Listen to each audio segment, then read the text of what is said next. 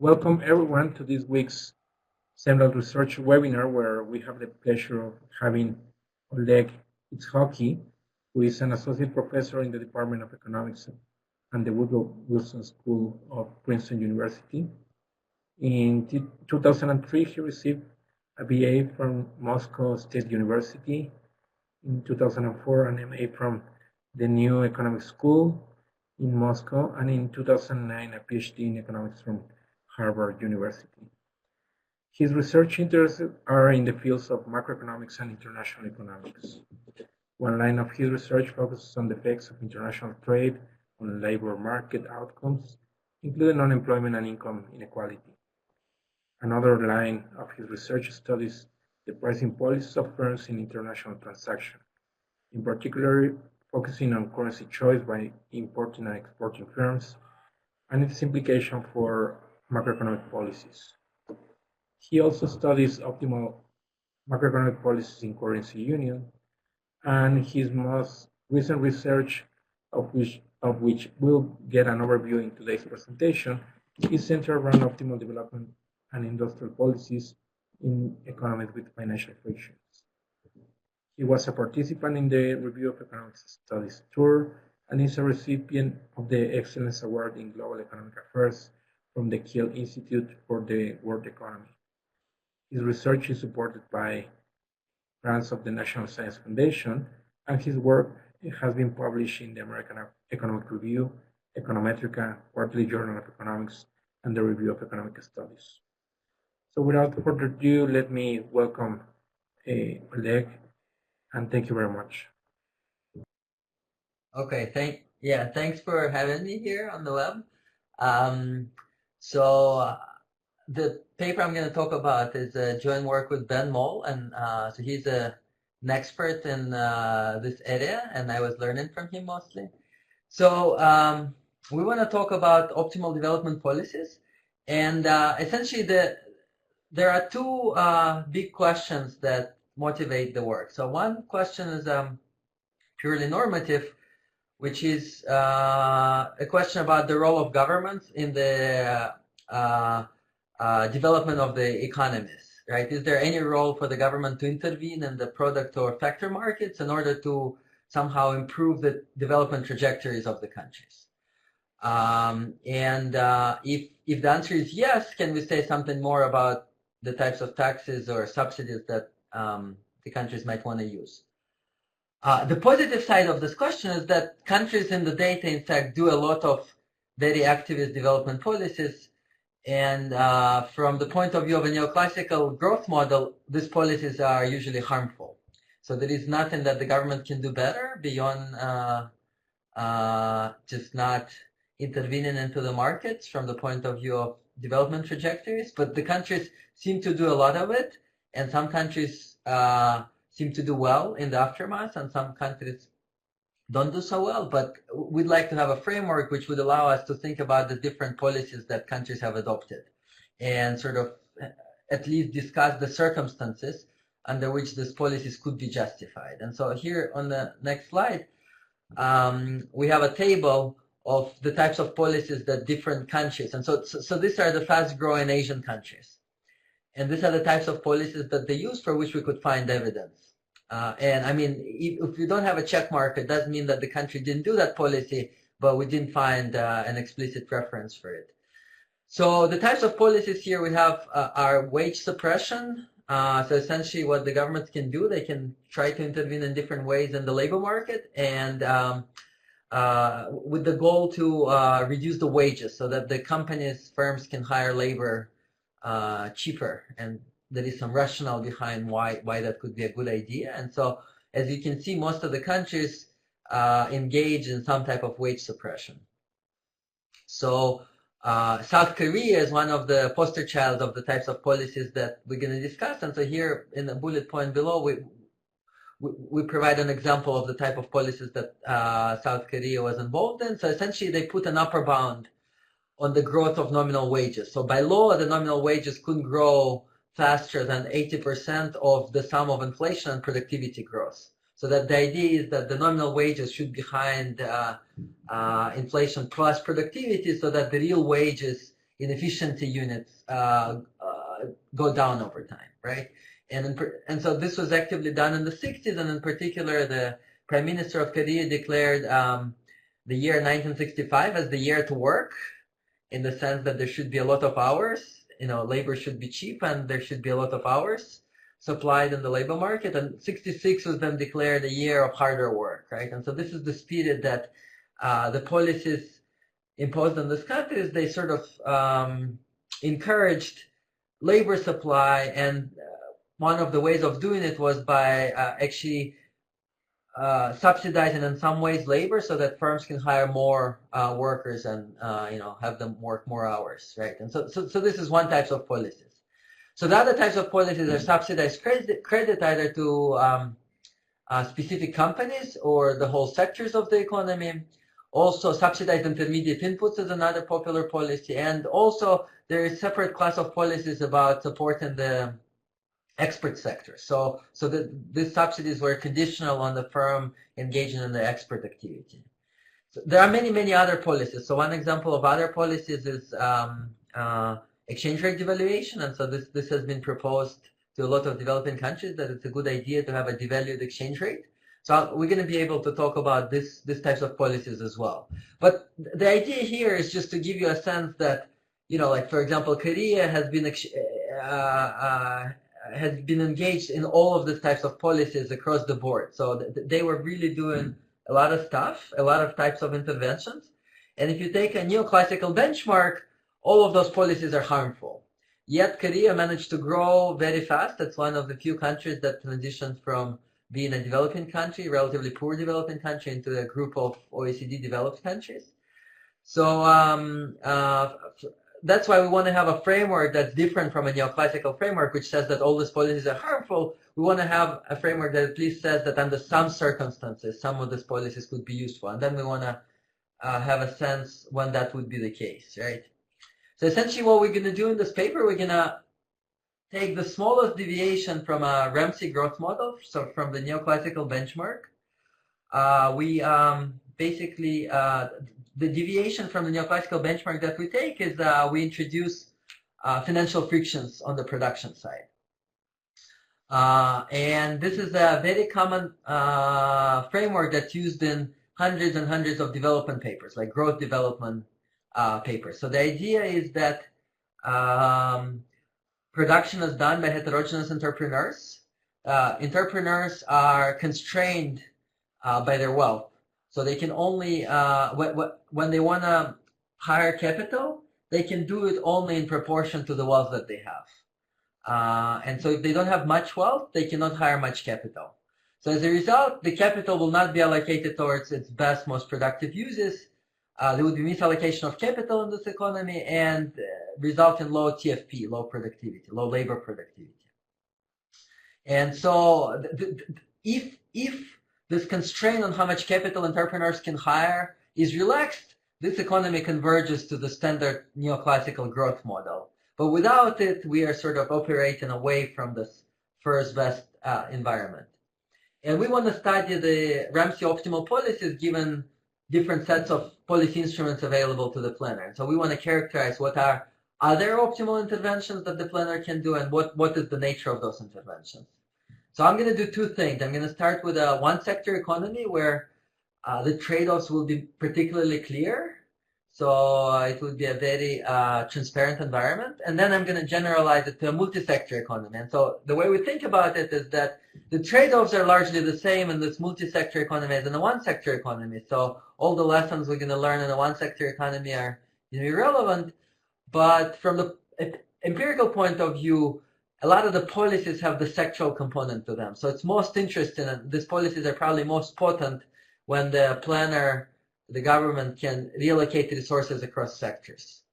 And so this is why I think this multi-sector extension is the most useful one for thinking about the policies in the real world. So what we're going to do, we're going to take this very standard environment, and we're going to study Ramsey optimal policies in this environment. It seems like an obvious question. Somehow it hasn't been done in the literature. The reason it hasn't been done is that the state space for these problems is usually very large.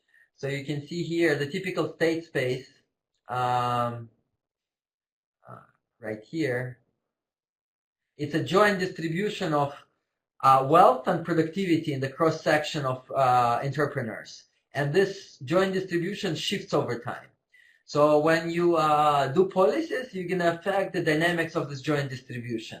And the state space for this problem is just huge. So it's very hard to characterize. It's outside of our computational frontier, essentially, to characterize solution to those problems.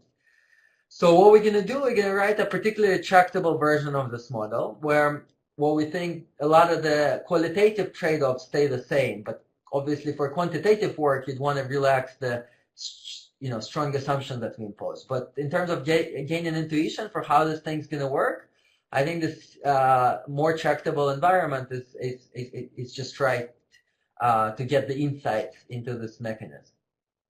Okay, so let me show you the model. Let me know if you have any questions here. So I'm going to jump into the equations. Oh, no, before equations, there is a main findings slide. So, so our main insights, and I'm going to give you a lot more details later, but the main insights will be that the planner in these types of economies will find optimal to intervene in the following way. During the initial phases of the transition, when the economy is undercapitalized, when entrepreneurs don't have a lot of wealth, so that financial frictions are very tight and binding on the economy. The optimal intervention in this early phase of the transition would be to do different types of pro-business or pro-output policies. So stuff that subsidizes the production in the economy. So that could be subsidizing labor input, so sort of making people work harder and making it cheaper for the firms to hire labor. Subsidizing capital or subsidizing intermediate inputs, all of this will be good ideas. Subsidizing experts would be another good idea in the short run. And the idea is to allow the businesses to do production profitably and accumulate resources. So because the financial friction is the binding constraint on the economy, the way to relax this constraint is to do more production in the short run, create more profits in the short run, and gradually relax those constraints. But the interesting thing is once wealth is accumulated sufficiently, when the entrepreneurial sector is not as financially constrained, the planner will switch the policies from pro-business to pro-labor policies. So he will essentially tax businesses in favor of labor and redistribute back to the households.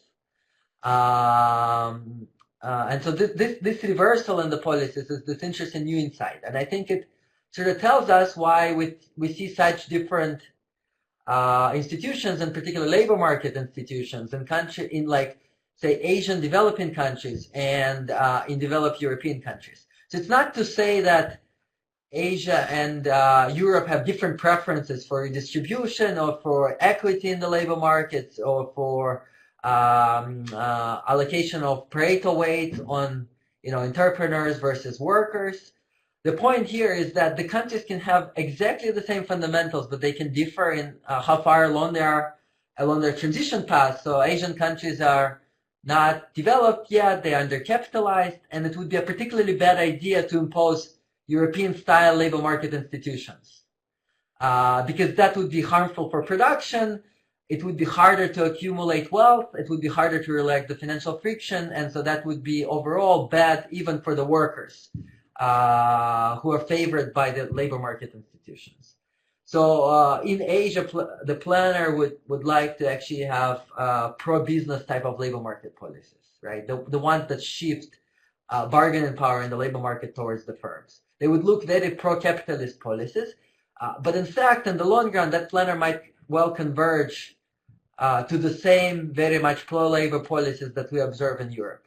It just requires relaxing the financial frictions enough during the early transition, right? And so then if you think about Latin American countries, these countries inherited for a large part the European labor market institutions. And those institutions possibly were not very useful for early phases of transitional growth, right? And so in this sense, the choice that was made by Latin American countries might have been not optimal from the point of view of the model that we're going to write down, right? As opposed to what's been done in Asia. And so the rationale behind this policies is that financial frictions, they essentially behave as they will create a pecuniary externality in this economy. And this externality will have the reduced form of this externality will look a lot like a learning by doing externality, when you need to do a lot of production early on in order to accumulate knowledge, like in this learning by doing models.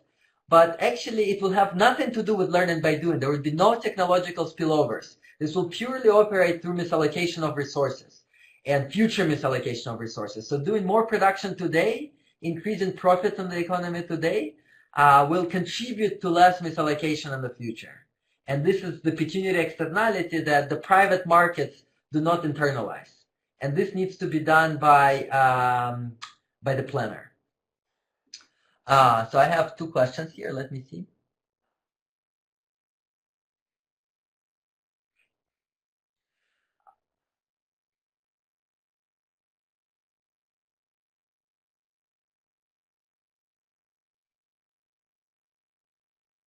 Okay, so I got two questions. So one question is whether you want to address the frictions directly, and the answer is absolutely yes. You're going to see when I write down the environment, you're going to see what would be the direct types of policies, which policies I will rule out. So I'm going to do Ramsey exercise where I'm going to limit the set of instruments, but I'm going to allow the direct instruments. And then I'm going to say, what if those direct instruments are unavailable? What are the second best types of policies? So this approach that we're going to do will be inherently second best, right? But this main finding right here that I was just discussing, this main finding will stay even if you have the direct instruments, right? So the direct instrument would do pro-business policies early on and pro-labor policies later on, right? So I didn't tell you exactly which instruments I'm using. So this is, in a way, a general finding. So next, I'm going to specialize to particular instruments and show how this logic goes through with every different set of instruments. In this sense, the reason I put this result here, we think that this is a robust result. It's not sensitive to the specific instruments available to the planner, right? And yes, of course, the very best policy is to relax the financial frictions completely, like do some type of financial market reform that relaxes those frictions. I'm not going to be able to say more about that. I'm going to take that friction as given, and the idea would be that given the friction in place, that the planner cannot do anything directly to that friction, what is the best policy intervention? So that would be the kind of the rules of the game for me. The second question I had, yeah, I'm going to talk a little more about it. So the question is how to undo the pecuniary externality. So yeah, so the policies will largely try to partly undo the pecuniary externality. You'll see that the transfers towards high productivity entrepreneurs would be clearly what this environment will ask for, but I will rule out such transfers, and I'm going to discuss it in a bit. Okay, so now, okay, so here's the second set of main findings will come in this multi-sector environment, and what we're going to show in a multi-sector environment, if we write down a model with a comparative advantage, what we show is that generically the planner wants to support the comparative advantage sector, the export sector, and tax the import sector. So if anything, this model that we write down, it favors the export growth-oriented policies, and it is skeptical about the import substitution policies, right? And so here it's quite close to the ideas that's been expressed by, for example, Justin Lin, who was the main economist at the World Bank, saying that, but these are much broader set of policy suggestions, is that the countries should single out their comparative advantage sectors and subsidize the comparative advantage sectors at the expense of the non-comparative advantage sectors. So our environment would be able to rationalize those types of policies. In general, the prescription would be to subsidize the sectors that are undercapitalized and that should be larger in the long run, but are undercapitalized now, right? You have to somehow identify those sectors, and this is a separate question. Yes, and then we will be able to address whether the government should depreciate their currencies as a part of the development policy. And so the answer here that we're going to give is that it's not going to be a robust policy advice to depreciate the currency. Whether currency depreciates or appreciates as a result of the optimal policy would be very sensitive to the nature of the instruments available to the planner. So whenever the planner has instruments that allow him to statically relocate resources between sectors, for example, tax one sector directly and subsidize the other sector directly. In those cases, devaluing the exchange rate is not going to be the outcome of that policy. In fact, the exchange rate will typically be appreciated. So imagine the planner wants to subsidize the tradable goods at the expense of non-tradable goods. The typical intuition is that you need to depreciate your currency to help your tradable sector. But what we're going to show that this is not a robust intuition. This is only true if the only instrument available to the planner is the intertemporal instrument, where he has to tax all of the consumption today. Generically, the planner wouldn't want to do it. Generically, the planner would want to tax directly the non-tradable goods, which means make the non-tradable goods more expensive today, which is equivalent to exchange rate appreciation. So as a result, we're not going to be able to endorse generically this policies that were suggested to depreciate the exchange rate. This is very instrument specific, and exchange rate seems to be somewhat of a misleading variable to look at. It's neither a policy instrument nor a sufficient statistic for the allocation of resources. And in general, it does not go up or down when you implement optimal policies, right? So that we're not going to be endorse the policy proposal based on the exchange rate devaluation. Okay, so now I'm going to show you the environment. So all of the assumptions that we're going to make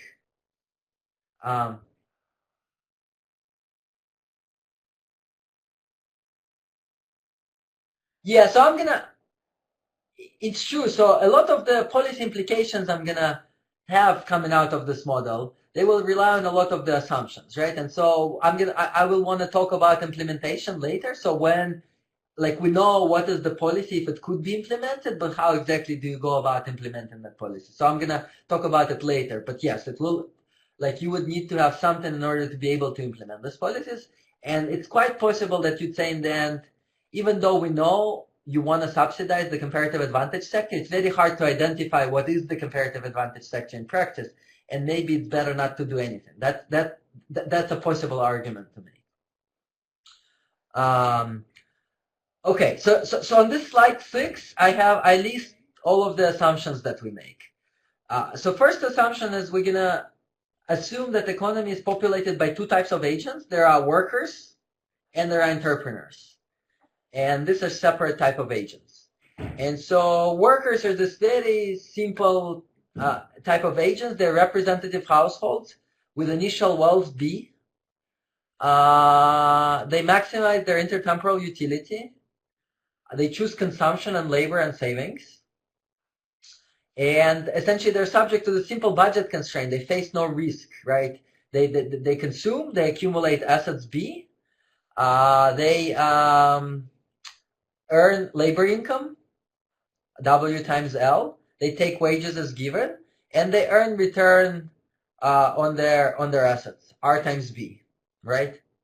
So there's nothing interesting about those agents. They will have a first order condition for labor choice. They will have an Euler equation for consumption savings choice, and this will be completely standard, right? So now the interesting agents in this economy will be the entrepreneurs. So we have an economy with a continuum of entrepreneurs that are heterogeneous in terms of their wealth, A, right here, and productivity, Z, right here. Z follows an exogenous time series process. And A is wealth that is accumulated endogenously by the entrepreneurs. So the entrepreneurs also maximize their intertemporal utility. It's a log utility of consumption with a discount factor delta. And they're subject to this budget set right here. So essentially they can accumulate their assets. They can make a return on assets, R times A right here. They consume. And if they're productive enough, they can only profitably produce and make this profit pi of AZ.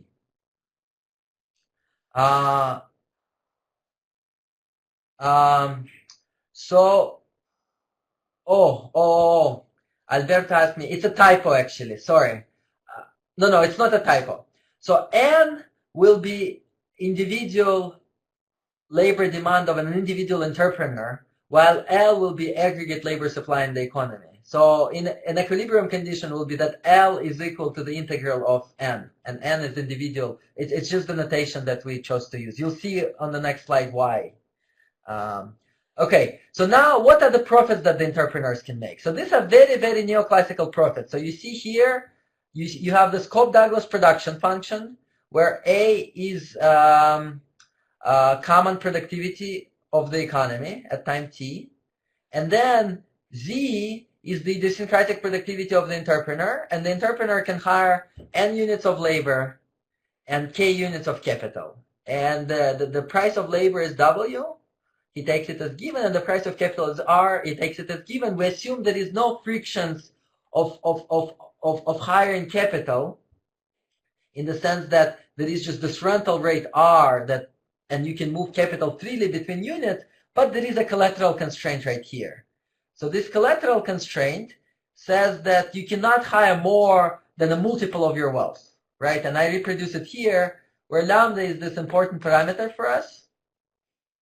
Lambda is that multiple which is between 1 and infinity.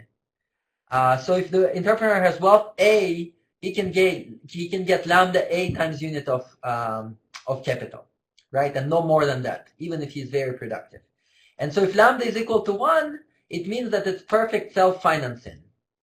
Entrepreneur can only use his own wealth and nothing more. Nobody will lend him anything extra. If lambda is equal to infinity, it means that financial markets is completely frictionless. So he can get as many units of capital as he wants. And this is the case when the economy converges to the Ramsey growth model, in fact. So we're going to be operating with lambda between 1 and infinity, so strictly finite. And we'll take this as given. This friction is just imposed on the economy. So the best thing that the planner can do is increase lambda. But we're going to assume that there is nothing else that the planner can do to increase lambda any further. And we're going to study the sort of residual second best policies in a world where lambda is present and finite, right? And finally, we're going to assume that productivity follows this very simple process. It will be IID over time and across agents, and it will be distributed according to Pareto distribution with a shape parameter eta right here. So now let me tell you about which assumptions are strong and which assumptions are not so strong. So it might seem that the IID assumption is strong. It turns out it's fairly easy to generalize it to persistent productivity process. In order to make the model tractable, we really need this cross-sectional Pareto distribution. It really helps with the tractability of the model. So if you have worked with these models where you have different types of agents, but it's discrete types, these models are very non-tractable because it introduces different regime switches, right? Like sometimes the low types produce and sometimes the low types don't produce. And as the economy develops, you're going to have this endogenous switch happening. So characterizing dynamics in this environment is much, much harder. So the Pareto distribution will give us a very nice characterization where everything will be a function of the cutoff. Above the cutoff, agents will be productive enough and they will produce. Below the cutoff, they won't produce, and this cutoff will be gradually moving over time. So as a result, we get this tractability from modeling this continuous distribution, right? But it's actually quite easy to introduce persistence here. So we do it in the appendix to the paper. So you can see one of the appendices introduces this persistent types, and I'm going to show you that the results essentially go through with the persistent types. I mean, qualitative results. Of course, quantitatively, things will rely a lot on what the productivity is, on how persistent the productivity is, right? And so in order to do quantitative work, you clearly want to calibrate the persistence of the process. But in order to understand the trade-offs, it turns out to be completely redundant. So that's why we're going to stick to the simple IID process. So now the really strong assumptions are linearity here everywhere. So there is this linear constant returns to scale production. There is this linear collateral constraint in A. And the reason why linearity is so important for us is that we're going to need to do aggregation, right? It's a heterogeneous economy, so we need to do aggregation. And aggregation is easy in the linear models, right? And so this is a crucial assumption which we cannot relax, right? And I mean, again, there is no reason to believe that if you have a little bit of decrease in returns to scale, you're not going to get similar qualitative results. But quantitatively, you have to put it in the computer then, and it becomes much, much harder to solve this model. So with the linear structure of the economy, my state space will simplify a lot, as you will see in a couple of slides. And if I had decrease in returns to scale or non-linear collateral constraint here, you couldn't really solve this model tractably. The state space explodes basically right away. So a good question here is, what can we do more generally about this constraint right here? So it turns out that we can do almost anything apart from making it not linear in A. So in particular, lambda can be a function of anything you want. It can be a function of productivity Z, it can be a function of time, it can be a function of aggregate variables such as the interest rate. All of the results go through. So quantitatively, the results could change, but all the qualitative insights that I'm going to show you will go through. And actually, the model does not become much more complicated. You're kind of going to see that this lambda can be a function of stuff as long as they are not wealth of the entrepreneur, where we're going to lose linearity.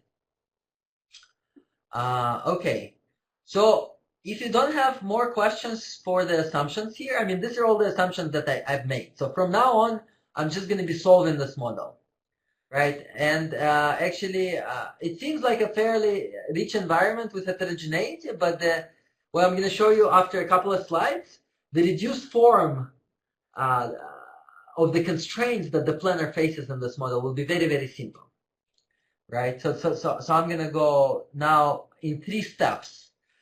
So the first step, I'm going to solve the problem, the partial equilibrium problem of the entrepreneurs. Then I'm going to do aggregation, and then I'm going to do general equilibrium. So these are the 3 next steps. So here's the policy functions. So essentially, these are the first order conditions for the problem of the entrepreneurs. So the way we do it, we first take the first order condition for labor, and we get this second line right here, right? So not surprisingly, if the entrepreneur is more productive or he has more capital, he will choose more labor because labor is a complement with that. Also, he will choose less labor if wages are high, right? You can see it in this equation. So this is a completely neoclassical solution for N because the choice of labor is undistorted in this economy, right? Given the choice of capital. So now what we can do, we can take this labor choice and put it back inside the production function right here. And so you see, you're going to get immediately, because N was linear in Z times K, you're going to get a maximization problem that is a linear problem in capital, right? So you're going to maximize a linear function of capital subject to inequality constraint right here, right? And so obviously the solution to that problem is a bank solution right here, right?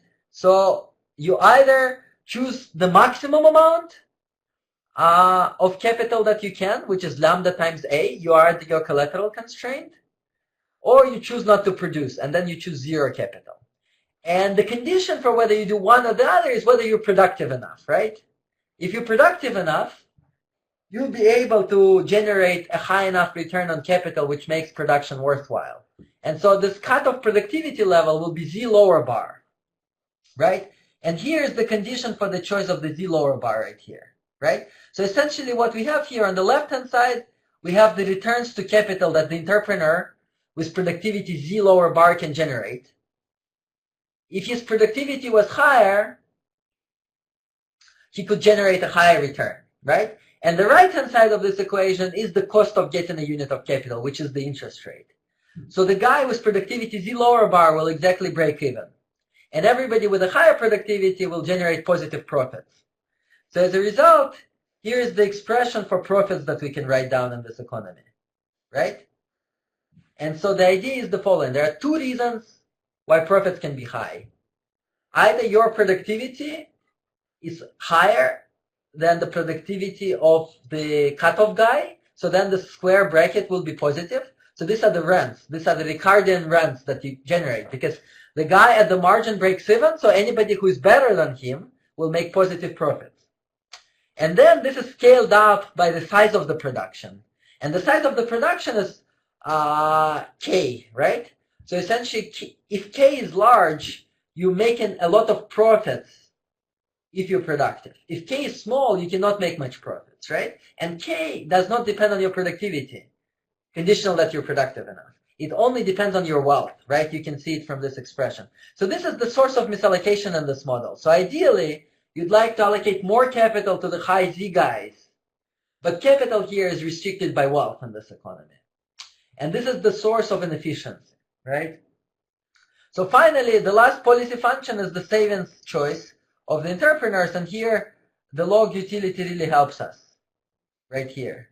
So because of the log utility, the consumption rate in this economy for entrepreneurs is a constant fraction of their wealth, delta times A. So now you see that all of the policy functions, profits, capital, labor, and savings, they are all linear in A. So it's really easy to do aggregation, which is going to take integrals across everyone, and we're going to arrive from the individual decisions of entrepreneurs to the aggregate decisions in this economy.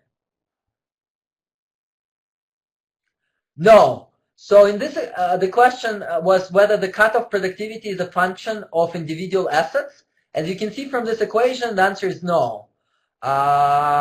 Independently of the assets, there would be a single cutoff. Everybody who's more productive will produce, and who's less productive won't produce. So in this economy, because there are no fixed cost of production, even if you're very, very poor, but productive enough, you'll choose to produce. So the decision whether to produce or not is purely a function of your productivity. However, the scale of your production is purely a function of your assets. So the two separate. In the end of the day, from the point of view of profits, the two multiply each other. So you both need to be wealthy and productive in order to generate high profits. Otherwise, you won't, right? So this is stylized, right? If you edit fixed cost, which is common in the development literature, then the guys who are productive but poor, they would not be able to cover the fixed cost. And then the cutoff is a function.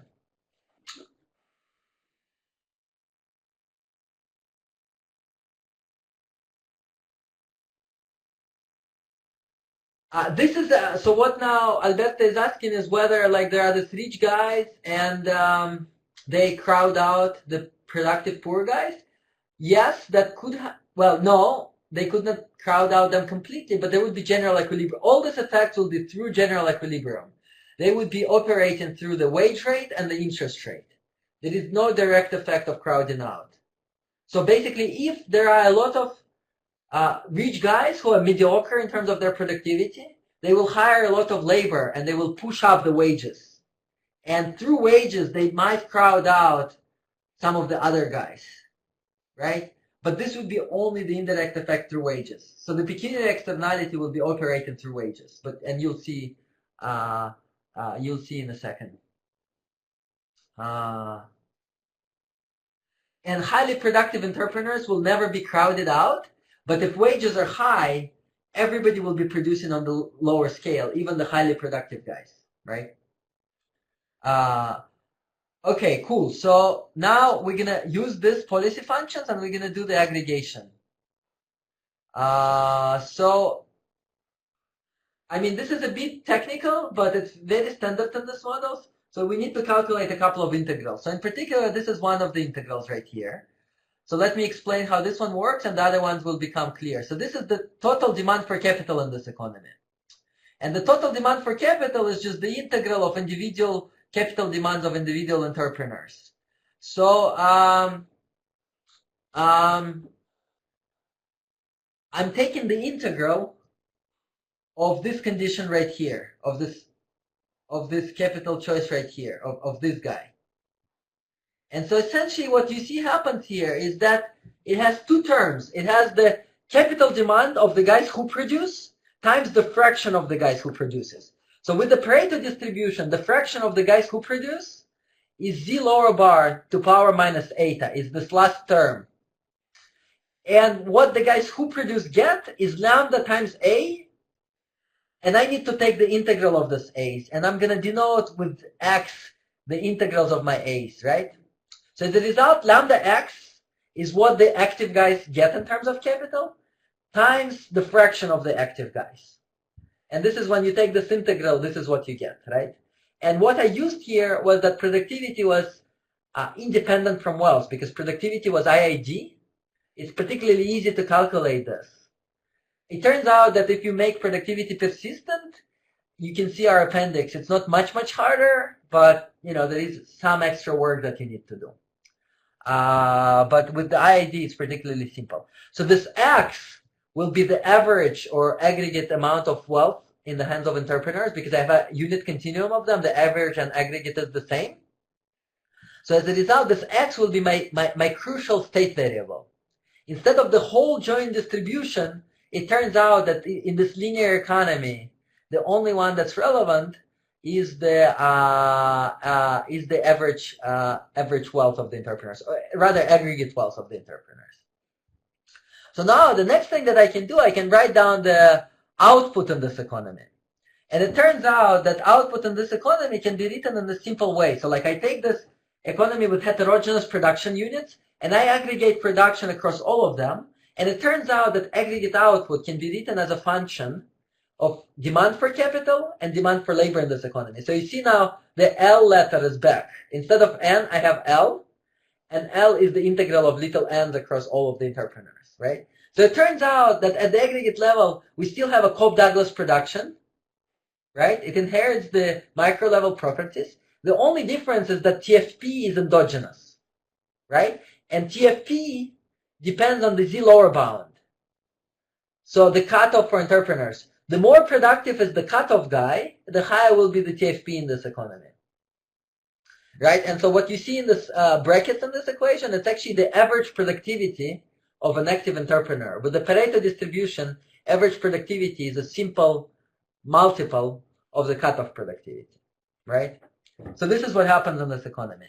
And lastly, I can aggregate the evolution equation for wealth at the aggregate level. So X dot is the evolution of aggregate entrepreneurial wealth, and it's the aggregate profits of the entrepreneurs, which I denoted with big pi here, plus the returns that they make on their wealth, minus the consumption, which is the delta, right? And so the cool thing that I can do now, I can prove the simple lemma, which is about income distribution in this economy. And so it turns out that this economy, fraction 1 minus alpha of total income, Y, like GDP in this economy, will go to labor. This is exactly like in the neoclassical economy. What's different from the neoclassical economy is that this economy will have profits. The profits will be strictly positive, while the returns on capital will be less than alpha times Y, right? Which is less than the neoclassical world. So what the financial friction does here, it depresses the returns to, it depresses the share of capital in national income. Yeah, so all these results are so neat. You get this constant proportions in GDP because we use the Pareto distribution. And you see that this Pareto coefficient eta plays a crucial role, right? So when eta is very small, it means that the tail of the productivity distribution is very fat. So the very productive guys are much more productive than the average guys. As a result, there is a lot of misallocation. And the sign of this misallocation, because you really want to shift capital towards these productive guys, and you can because of the financial friction. And these productive guys are really a lot more productive than the average guys. And so because the signal that there is a lot of misallocation in the economy is that the profits will be high. So profits will be a large share of output in this economy, right? Eta will be small. Okay, cool. So next, we are able to do the general equilibrium. And so since I'm limited in time, I'm not going to do the, I'm only going to do the small open economy. And in the paper, we also discussed the large closed economy. And it's sort of the, both cases give you some interest and insight. Small open economy is particularly simple, and there will be additional trade-offs when the economy is closed. So in a small open economy, we're going to assume that there is completely flexible, perfectly elastic supply of capital internationally at a common interest rate R star, right? So the entrepreneurs face unlimited supply of capital at interest rate R star. So R is no longer a general equilibrium object that we need to solve for. So that's why small open economy is so simple. Entrepreneurs, though, cannot get too much capital because they're bound by their collateral constraints. So the problem is not that the foreigners are not willing to supply more capital to the countries, that the entrepreneurs cannot credibly borrow more than some level. And as a result, the capital is not going to flow all the way to the country to equalize the returns on capital because of the financial friction. So you're going to see it in a second. So the cool thing in the small open economy is that we know the interest rate. So we actually can solve for equilibrium in the capital market given the interest rate. And so we can solve out capital altogether. So capital is not a state variable. So as a result, we can write the production function here in a very, very simple way. So we can use the equilibrium in the labor market and equilibrium in the capital market to solve out Z lower bound and kappa. So if I go back to this production function here, you see it was a function of Z lower bound, kappa, and L. And I can use equilibrium conditions to solve out Z lower bound and kappa and write my production function in terms of entrepreneurial wealth X and labor L. And you see that it also has a Cobb-Douglas structure to it, but the coefficient gamma is a transformation of this alpha divided by eta. You see, whenever the economy has a lot of profits, whenever there is a lot of frictions, the gamma will be large. And the gamma is the coefficient on the entrepreneurial wealth. So you see, in the neoclassical world, entrepreneurial wealth is not a factor of production at all, right? It's not useful for production. Production only depends on L. But as you move further and further away from the neoclassical benchmark, entrepreneurial wealth becomes a more and more important factor of production, because in order to produce, you need to borrow, and in order to borrow, you need entrepreneurial wealth, right? And so that's why you get this reduced form production function. So let me give you very briefly how this economy operates before I show you the optimal policy in this economy. So you see Z lower bound is the productivity in this economy, right here. And so Z lower bound is an increasing function of entrepreneurial wealth and a decreasing function of how much labor is supplied. So let me give you intuition. So imagine you hold constant X entrepreneurial wealth and you supply more labor into the sector. What happens is that this labor needs to be absorbed by the entrepreneurs. But entrepreneurs cannot profitably hire this labor unless wages go down, right? And as wages go down, it becomes profitable for the marginal entrepreneurs to come in, the guys who have low productivity. So as these guys come in and they hire part of this new labor. And as a result, the lower bound goes down. And as a result, the TFP in this economy goes down. So when you supply more labor to this economy, there would be this extensive margin shift towards less productive entrepreneurs, and TFP in the economy will decline. So now the opposite will happen if you increase the entrepreneurial wealth in this economy. As you increase X, the guys who are more productive, they also will have more wealth, because you you scale wealth proportionately for everyone in this economy.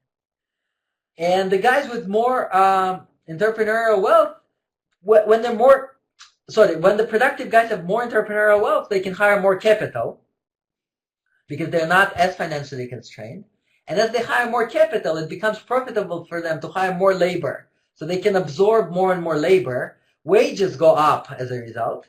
But when wages go up, some of the marginal entrepreneurs will drop out. So as a result, the lower bound will go up and TFP will go up. So you see, the cutoff and the TFP in this economy increase in entrepreneurial wealth and decrease in labor supply. So the development in this economy, the way it happens is that gradually entrepreneurial wealth is accumulated. X is accumulated. It's a state variable that's being accumulated towards the steady state. And as it is accumulated, the TFP in this economy goes up. So you see we have this theory of development which is driven by financial wealth accumulation, which in parallel increases TFP. So it's an endogenous increase in TFP in this economy. And this is a standard development story. Okay, cool. So now the way I'm going to think about the Planner's program is that he cannot directly affect entrepreneurial wealth, X, but he can affect the labor supply, right? So this would be one of the policy instrument cases that I will consider. So let me move on to the policy. Unless you have questions about the framework, this fully describes the framework, and I'm going to talk about the optimal policy now. So I will try to take another maybe 20 minutes and wrap up after that.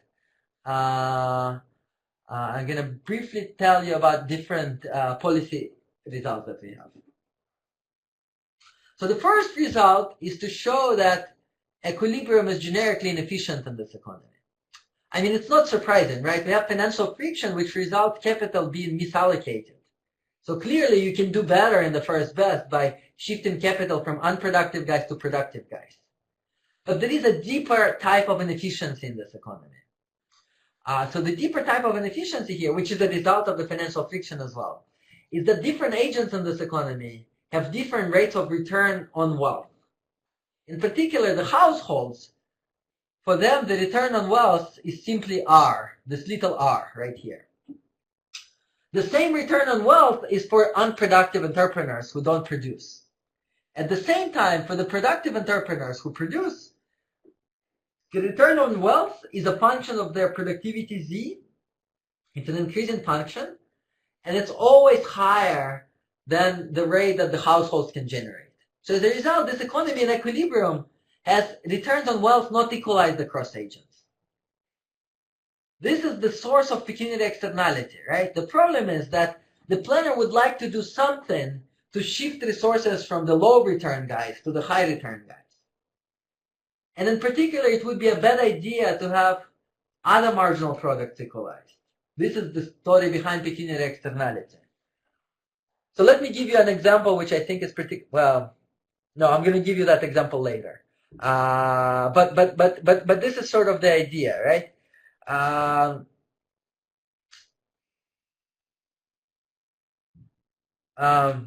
Yeah, so what we're going to show next is that you don't really have to relocate capital from unproductive guys to productive guys. A simpler transfer, like even if you take money from households and give money to the entrepreneurs, all of them, independently of their productivity, because on average they have higher return, right? And then you take money from entrepreneurs and give it back to the household.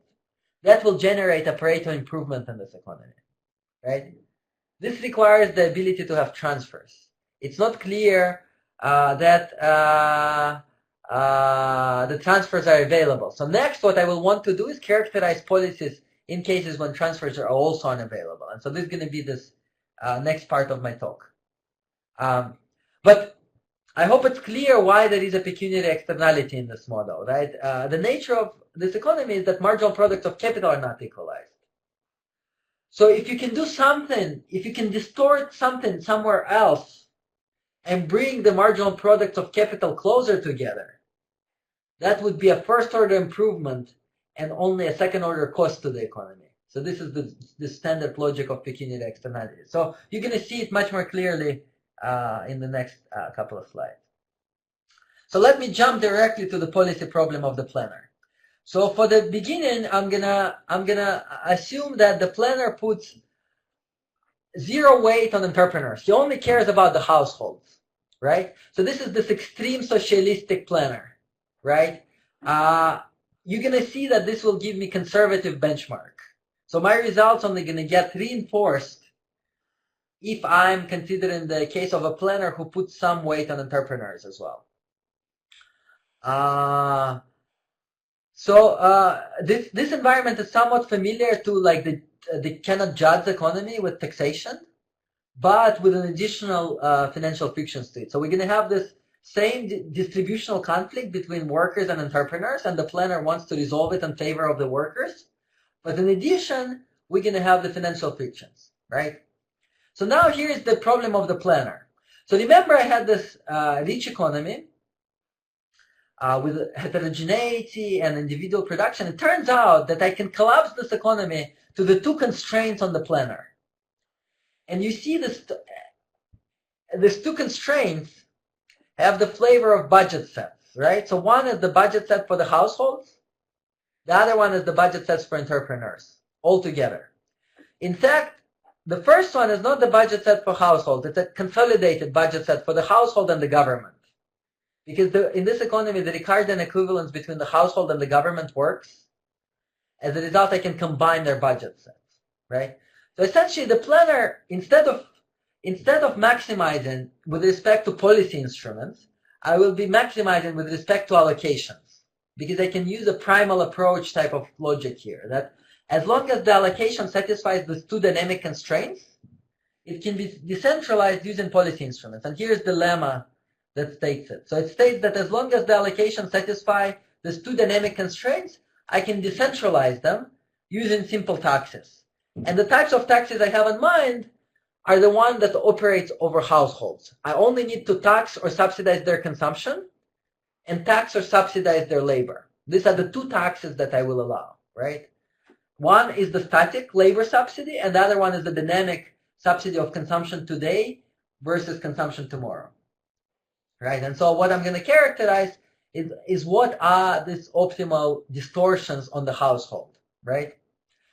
So the other thing that I want you to notice here is that if you look at this problem, at these constraints, in particular the constraint for x dot, it looks really like a learning by doing constraint, right? It has nothing to do with learning by doing, but in a reduced form, if you're like familiar with the Krugman 87 paper, right? It's a special case of that. So think of x as knowledge, and x dot equation is an equation for accumulation of knowledge, and accumulation happens in the process of production. So y of x and L, the more you produce, the more you accumulate x, and then x is helpful in production. Oh, and by the way, note what I substituted in here. Instead of the wage bill into this budget constraint, I substituted the income accountant result, that wage bill is equal to 1 minus alpha y, and instead of the profits, I substituted this result right here. Okay? So now you see that we generated a structure which looks a lot like learning by doing, and a lot of the policies that would be prescribed by learning by doing models will be also prescribed here in an environment with financial frictions, but there is no learning by doing going on at all, right? Okay, cool. So the next thing that I want you to notice, and this will really help us understand the results, is like, let's denote with a new, this thing in red here, the Lagrange multiplier on the entrepreneurial wealth constraint.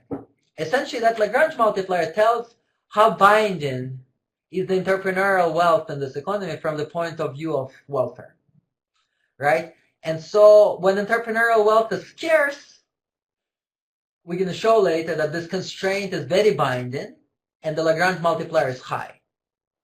So now, in other words, the way we can interpret that Lagrange multiplier is how valuable is the dollar in the hands of the planner, how valuable is the dollar in the hands of entrepreneurs relative to a dollar in the hands of the workers, right? And so from the point of view of a planner, right, he would like to equalize the marginal value of the dollar in the hands of the entrepreneurs and in the hands of the workers, right? If he only cared about redistribution, he would take all the money from entrepreneurs and give it to the households. But he's constrained, right, by this x dot constraint. So he cannot do production. He cannot do production without the financial wealth. So he cannot take all the money from entrepreneurs and give it to the household. What he'd like to do is to give this money from one types of agents to the other type of agents, up to the point that the Lagrange multiplier, this nu, is equal to 1. that he values the dollar in the hand of the households the same as the dollar in the hands of the entrepreneurs. So the result that I'm going to show you next, will be the following. If the planner has a transfer instrument that he can transfer resources between households and entrepreneurs, he will immediately jump to steady state and he will no longer need any other policy instruments. This will require a large transfer of funds from households to entrepreneurs early on and a reverse transfer after that. And the point is that the entrepreneurs are undercapitalized, so you need to push them to the right capitalization level. And so imagine now a poor economy, which has a long time to grow to the steady state. It might be that the size of the transfer to these entrepreneurs is huge. Plus, these transfers could be very hard for political economy reasons. So what we're going to do next is so we know that if you have that transfer, you don't want to do any other policy intervention. But the question we're going to ask next is, imagine you rule out that transfer. That transfer is not feasible, or you did it to the biggest extent you can. What are the residual optimal policies? And so this is what we're going to study next. And you're going to see that there is a very simple characterization of the optimal policies. So here is exactly the two results that we can get. So you see that this problem here is very, very simple. You just write the Hamiltonian, you take first order conditions, and you arrive to these two optimality conditions for the policy. So the first equation here, which I'm indicating, is the Euler equation, and it exactly looks like what the private agents will do. So there is no reason to distort the savings decision of the private agents. As a result, the planner will impose no tax or subsidy on borrowing or saving. There is no need to distort the intertemporal margin. So from this point of view, there is no really need to engage in reserve accumulation and taxation of consumption today in favor of consumption tomorrow. These policies are not second best. The second best policy is to directly distort the labor margin. So here's the first order condition from the point of view of the households would be this equation where on the left hand side you have marginal rate of substitution, on the right hand side you have the marginal rate of transformation of labor into output, if this red term was zero. But for the planner, that red term in general would not be zero. So the planner wants to distort the allocation of labor. And the tax on labor that he's going to impose is given here. It's right here, right? So there are two bits to it. There is a blue bit to it and the red bit to it. And you see that it depends on two things. It depends on gamma and it depends on nu, right? And notice that if nu were 1, if the marginal value of $1 in the head of the entrepreneurs was the same as in the hand of the household, the planner would not do this policy. He will only do this policy if he values the dollar in the hands of entrepreneurs differently from the dollar in the hands of the household. And if he doesn't have transfers, this generically would be the case, that he would do this policy with a plus sign or with a minus sign. Now let's try to understand when there would be a plus sign and when there would be a minus sign. So the blue term is the monopoly effect. By taxing labor, he can supply less labor to entrepreneurs. Effectively, this is the monopoly effect, the monopoly in the labor market. Or so essentially, or monopsony effect in the labor market. The households will supply less labor and as a result bid up wages. And if they exactly tax the labor supply at rate gamma, this will maximize the benefits of the households at the expense of the entrepreneurs. They will squeeze out the rents from the entrepreneurs. This is good from the point of view of a static union. If the union didn't care about the future and only tried to maximize its rents today, that's what the union would do. But the planner has a second consideration. He also considers the dynamic effects on the state variable, on the financial wealth of the entrepreneurs. So if he taxes a lot labor supply, it would essentially reduce profits of the entrepreneurs, and this would be bad. And how bad it is exactly captured by the second red term. This is the dynamic productivity externality effect. So when this new is large, this externality effect dominates. And essentially, the planner would want to subsidize labor. So here is the general characterization of the optimal policy. There is a saddle path. This is the red saddle path, and I plot it in the space of entrepreneurial wealth, X, and the space of labor tax, tau L. And so you see that generically, as you start with little wealth, as you start on this part of the diagram, you want to subsidize labor. You want to make people work harder. And as you gradually accumulate wealth and you go towards your steady state, the steady state is here, you will necessarily cross zero. And you will switch the sign of the policies. So as a result, you will go from subsidy to labor to the tax to labor. So this range, we call it pro-business range. Even though it's a subsidy to labor, it really subsidizes the entrepreneurs because it makes labor cheaper for them. It makes workers work harder, right? This is this range. This is the pro-business range. This is the pro-labor range. Even though it's a tax of labor, it really is done on behalf of households because this allows them to be monopolists in the labor market and squeeze out rents from the entrepreneurs. This is what a union would do, right? This is like a European-style labor markets, if you want, right? And these are like the Asian-style labor markets, if you want. So I have a question here. Work harder policy that you mentioned of Korea seemed like a quantity decision. Yeah, so I'm going to talk about implementation on the next slide. But you see the optimal policy here. And this would be quite generic, right? I mean, it only depends on whether the new is greater than 1 or less than 1, right? And new will be always greater than 1 early on in the transition. And whenever new is greater than 1, you want to help entrepreneurs.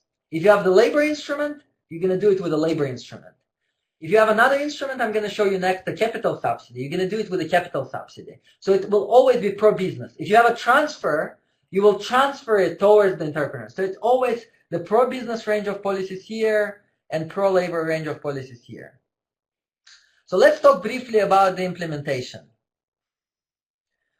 So right now, I only told you everything in terms of quantities. I told you about like what the planner wants to do. I mean, really, I was using language of labor tax and labor subsidy, but the way to think about it, it's the wedge relative to the decentralized allocation, relative to the laissez-faire allocation. So really is that the planner wants to shift labor towards entrepreneurs and away from entrepreneurs later on.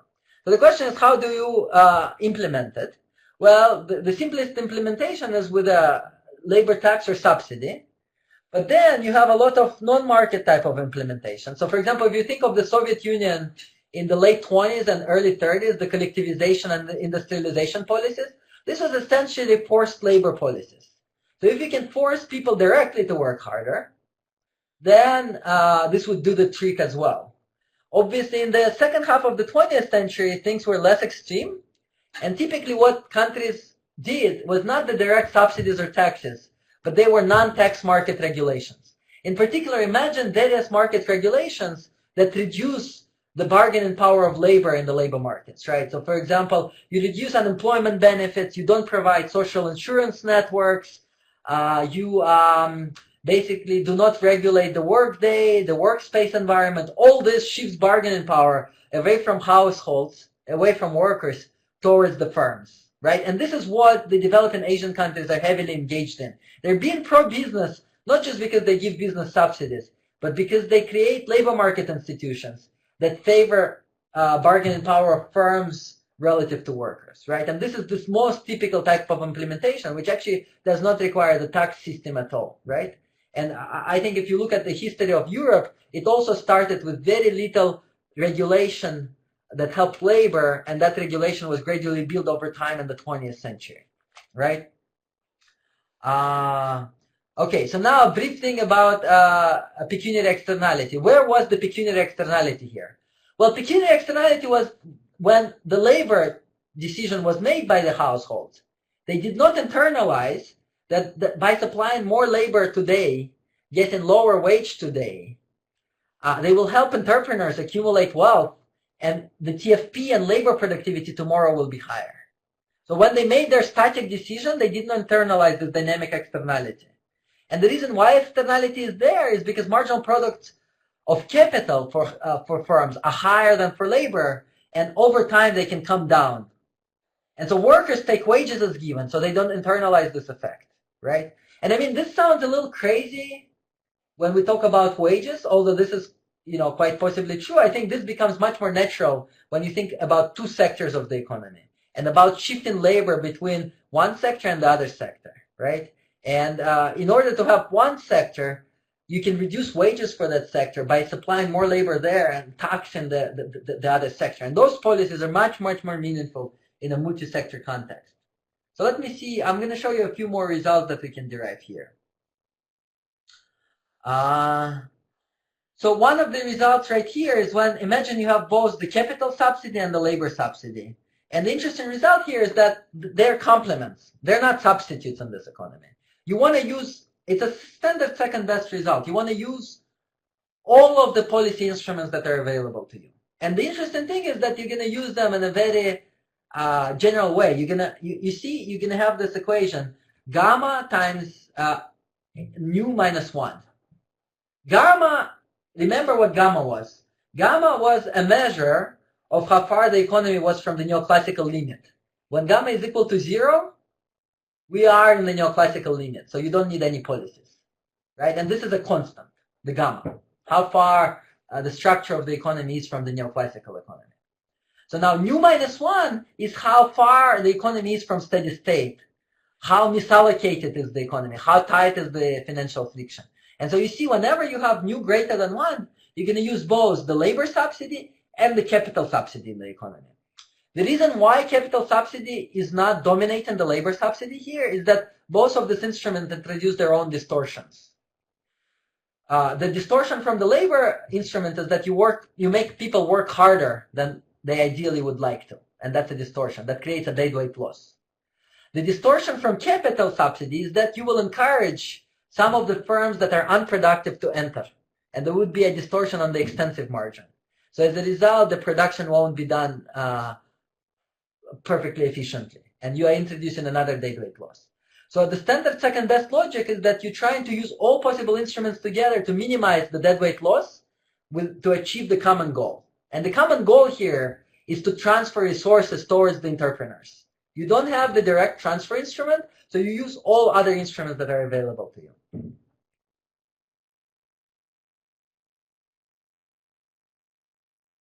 Yeah, so the question is, like, what happens in the economy with the informal sector? I mean, I think it depends on how you think about the two. But to the extent that you think of the informal sector as the sector that gives very little benefits to the workers, very little insurance to the workers, so that their outside option is really bad when they work in the formal sector, they would be willing to take lower wages in the formal sector. And that's another thing that will work in the same direction. Would I say, as a policy implication, to create an informal sector? That seems a bit crazy to me. But informal sector kind of works in that direction of helping firms in the formal sector to accumulate wealth faster. Yeah, but I think that would be a very, very distorted way of doing the thing. Okay, cool. So now I want to talk about the multi-sector extension. And so let me just show, so the way we're going to model the multi-sector thing is that there would be n plus 1 goods. Goods number 0 would be the tradable good, which we will use as the numeraire. Labor will be in an inelastic supply, and so the choice would be to allocate labor across the sectors. And then this would be right here, this would be the budget constraints of the households, right? So they consume different goods, and they might be facing different tax rates on those goods. So the planner can have different consumption taxes. Then they will be accumulated wealth, and there could be a tax on saving, or a tax on borrowing. And then there could be labor supply to different sectors, and there could be a sectoral labor subsidy or a sectoral labor tax, right? And so here's going to be each sector will look exactly like the sectors that we showed before. And we can write the planner's problem. So we can characterize something quite general here. You can read in the paper this section where we characterize it in a general way. I'm going to give you just 2 examples to save time.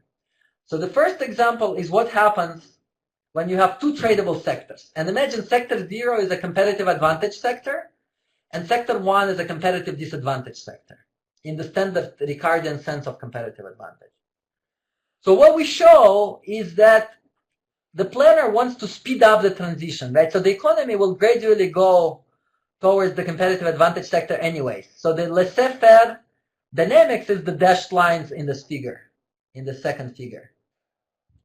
Right? And what the planner wants to do is the solid lines. He wants to speed up this transition. And the way he does it is he subsidizes sector with competitive advantage or taxes sector with competitive disadvantage. And this is a very kind of robust result here that the planner wants to do it. So let me give you an example which illustrates why you want to do it. So imagine, take the US economy in 1960s. And imagine there was this tobacco sector, which was one of the richest sectors in the economy. This is one of the most well capitalized sectors in the economy. But it is a dying sector, right? So 20, 30 years later, that sector will play a much, much smaller role. It has a lot of wealth, but its productivity dynamics is bad. And then you have an industrial sector. So in the 1970s, you have this beginning of the computers, Apple and Microsoft just appear in the Silicon Valley and so on. And so ideally what you'd like to do is to shift resources from tobacco, which is a low marginal product and declining marginal products of capital, towards these sectors with very, very high marginal products. The reason why allocation is distorted here is if there is a financial friction, this new industrial sector cannot get the financing, it cannot get capital. So the marginal products of capital are not equalized. So what happens is the tobacco sector hires a lot of labor just because it can, because it has a very high wealth. So it can hire a lot of both capital and labor. So it beats up wages, and wages become high economy-wide.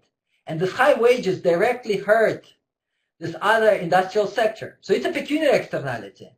In the neoclassical economy, that externality is present, but it's inconsequential because marginal products of capital are equalized. But when marginal products of capital are not equalized, then this externality through the labor market is hurtful. It creates a first-order loss. So what the planner wants to do, he wants to tax labor for tobacco and subsidize labor for this long-run comparative advantage sector, the sector which will have high productivity. And this is exactly the intuition behind these pictures here, right?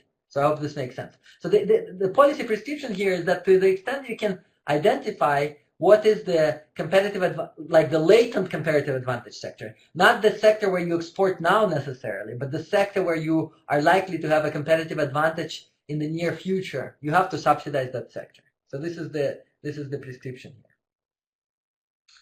The next case is when you have tradables and non-tradables. And the standard rationale here is sort of summarized here is that, to the extent that the tradable sector is undercapitalized, that, tradable sector is the one that requires more capital, you want to shift resources towards that sector. The way you do it is you want to reduce wages for that sector. So imagine you reduce it economy-wide. If wages are low economy-wide, prices of non-tradables will be low. This is the Balassa-Samuelson effect. And it means that the real exchange rate will be low. So this is sort of the logic behind the prescription to devalue the real exchange rate. This logic is backward, right? Because it says that in order to shift resources towards the tradable sector, let's somehow make wages in the whole economy low. This is really not needed, right? What's needed is you want to shift labor away from non-tradables towards tradables. The way you ideally would like to do is to tax non-tradables. So for example, if you think about Spain in the 2000s, right, one policy implication for them could have been to tax the construction sector, the non-tradable construction sector. If you tax the non-tradables, you make them more expensive. You really appreciate the real exchange rate. The only case when you will depreciate the real exchange rate is when you don't have the sector-specific instruments. And you will have to tax consumption across the board. You will have to tax consumption for everybody in the economy. And taxation today relative to the future. And when you tax taxation today relative to the future, you essentially depreciate the real exchange rate today, right? And so this would be the kind of the prescription for that policy. So what we should say here is that real exchange rate prescriptions are not robust. They are sensitive to whether you have more direct instruments or not. Okay, so then we have a lot of extensions. So in particular, we can put positive Pareto weight on entrepreneurs. We can make the productivity shocks persistent. We can discuss the closed economy. All of that is quite natural, and it is in the paper, so I'm going to skip that. So let me go directly to the conclusion. So yeah, so we characterize this optimal development policies in an economy with financial frictions. I think our main result is that early on in the transition, you generically will want to do pro-business policies. Later on, you would want to do pro-labor policies. In a multi-sector environment, you want to subsidize the comparative advantage sector. The problem of all of this is how to identify what is the competitive advantage sector and how to identify whether you're early on in the transition and later on in the transition. And so, I mean, these are challenges. So, I mean, we discussed it a bit in the paper. There is literature in the more policy circles how to identify competitive advantage sectors. The last bit I want to say here is that we have a sufficient statistic measure for how badly misallocated the sector is. And this comes from this equation, which is the first order condition which determines the value of this Lagrange multiplier, which crucially determines whether you subsidize or tax. And you see the thing it depends on is this red object right here. And this red object is essentially, the way to think about it is how much the GDP in the economy is constrained because of the lack of financial wealth. So if you increase financial wealth, how much the GDP will increase? If this object can be measured, right, then basically in the economies which are badly financially constrained, this derivative is large. Financial wealth is really a limiting factor. And it will, if you increase financial wealth, you will increase a lot output in the economy. In economies that are well capitalized, increasing financial wealth further is not very important. You're not going to increase output very much. And so as a result, if there is a way to measure this in the data, how much production is constrained by financial wealth, then you can calculate also whether you need to subsidize entrepreneurial sector or you need to tax it. And so if you're willing to take a structural stand on the model, you can link it to the measure of misallocation in the data. So you can look at how badly is misallocated. So for example, if we go to Shane Klenoff type of measures of misallocation for India and China versus US, we see that there is a lot more misallocation in developing countries.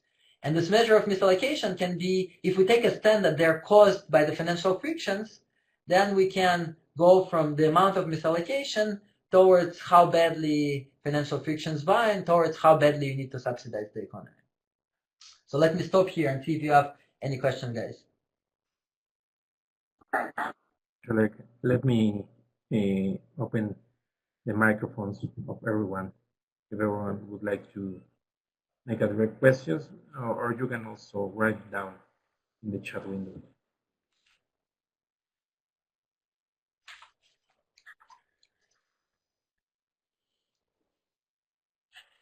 I'm sorry for all the questions that I was making during your presentation. It was perfectly clear. I have some clarification questions. Okay.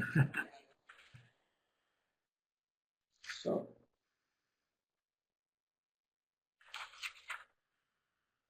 it seems that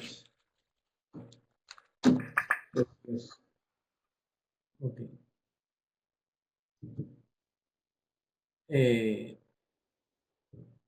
Go ahead, Oscar. I open your microphone and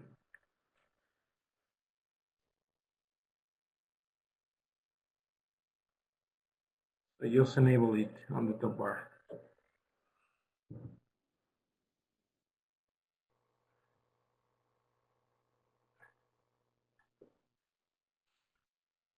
I don't know. You hear me or not? But, yeah, we can hear you. Okay. I want to refer to the last part of the talk when you were kind of suggesting the kind of empirics that you could that your model would imply, and I was wondering about this measure of financial friction, the red object, and also what kind of misallocation? I mean, what measure of misallocation would you ideally looking at? I mean, what is So you mentioned one measure there, but what is the type of distortions that I will be looking at in the real economy? Is this related to efficiency, TFP kind of distortions? Can you give me some more? Yeah, so I mean, it's not straightforward to implement it empirically. It's a fairly complicated object. So in terms of this measure in red, you need to do some type, I mean, there is some micro level corporate finance type of studies where they give a firm, so there is like a cash flow on a firm. So a firm, for example, wins a lawsuit or doesn't lose a lawsuit and it suddenly has more cash than it thought it had. And then people see whether the firm increases its production and use of inputs. So this is this DYDX, right? So if you have more cash, would you increase your output a lot? And you want to measure it at the economy-wide level. So it's a complicated object. It's hard to calculate it. But in order to get a sense of how binding are the financial friction, this is something that you need to figure out how to calculate, right? If you had more financial resources, would you be able to produce on a bigger scale at a sectoral level? So I'm not even sure how to measure it. But if you're willing to take structurally a stand on this model, then you can. So there is this famous work by Shane Kleno, how to measure misallocation in the data, right? So this is a model of misallocation. It's a model of how capital is not allocated to its best uses. And if you can calculate marginal products and see that the marginal products of capital are different across firms or across plants, and if you say that this is due to financial frictions somehow, then you can say how badly the financial frictions bind, right? And so the way you do it, you calculate, like the way people do it in the data, they calculate average products at the level of a plant, and they say that under some circumstances, average products and marginal products are the same, or I mean, they're proportional. And if you see a lot of dispersion in this average products, it means that you have a lot of misallocation. And one source of misallocation can be this financial friction. Yeah.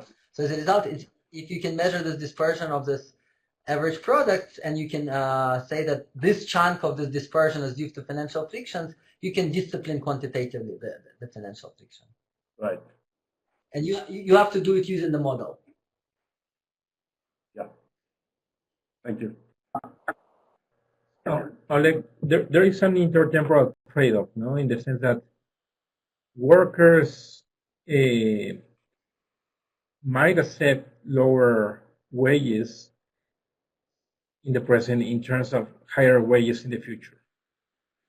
And yes, is there a way to design a mechanism in which this mechanism is present in your model?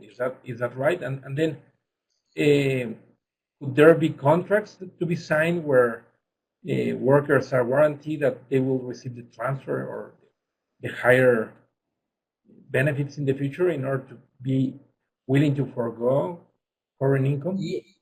Yeah, I don't think that transfers is a feasible policy tool. So here's the graph which illustrates what you just said. So it's in terms of utility, right? Initially, the green line is what happens in the optimal policy case relative to what will happen with no policy intervention. And you see that it's true that the workers have to take a reduction in their utility in the short run, and the payoff is that they will have higher utility in the future. The way it works is that the workers work too hard early on, and it results in lower wages, but also they have to work hard, so more hours, so they get disutility of labor, and this is the reason. And in the future, what happens is that productivity in the economy goes up. So they don't need to sign a contract. They just know that if they work harder now, productivity in the economy will go up. The problem, of course, is that it's possible that this transition lasts long, and the current generation will never be better off. So it could be bad for the current generation and better off for the next generation. So then it's not clear how you design this contract and so on. Yeah. I'm not sure that those are feasible. But if you have an OLG economy, then you need to think whether you can generate a full Pareto improvement or not. Yeah, and we don't answer that question.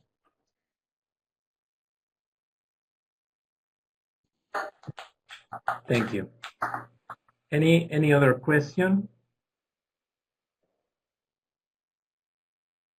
If not, we would like to thank Oleg Itscoki for this very nice paper. I think in order to reach that level of concreteness, uh, there there must be a lot of work behind it.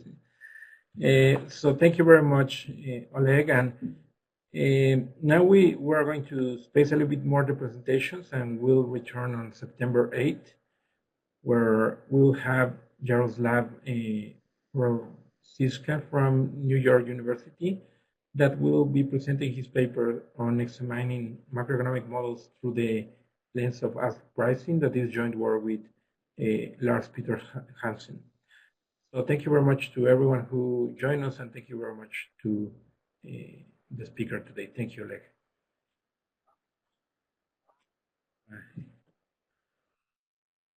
Gracias means thanks.